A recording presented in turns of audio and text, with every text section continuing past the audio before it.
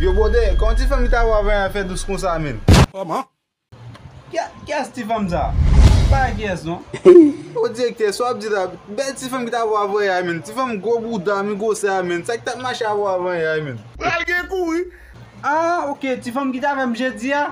Oui men, li men oui mon cher, pou wè ki se pou fèm pale men. C'est moi-même ou même. Faites attention. Yo, mte de ti fam douce li men fwe. Yo, ba m'explikasyon de douce sa de men. De mi si ap pale douce men.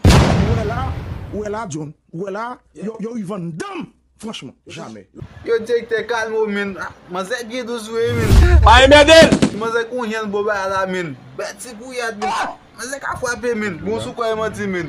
A moutou. J'aime Is kon bien yame pou là. kapot nan poch men. Telman mou son yon moment men. Qu'est-ce que ici? Qu'est-ce ici, yo, Phil? Mais ça que tu man. Yo men, gade mi si ap derejem pou jounen la men. Se ap mache ap pou kapot fom nan sot pli men. Yo, mwa jyo la men. Moi, je comprends pas là, son bail qui simple. Pour te bail là très compliqué. Yo men, nou pou komplo de nou men. So ap di kou sa men. Mwa mache ati pou zen men. Pas se pou mwen so fè men. Mwen de don krasi ba mwen. Mwen am di felisito men. Mwen se ki plezi men.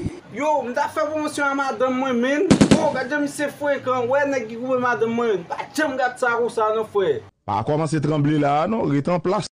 Yo, on ale men. Wè la mwen fè nek yo biye kou pou an den fwe. Qu'est-ce que ici?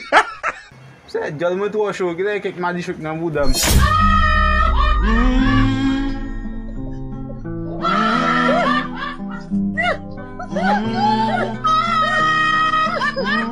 Voilà, nous fin gade vidéo ça, pas oublier, abonner, like, partager, commenter. C'est seule façon nous aider. Je vous aime mes amours.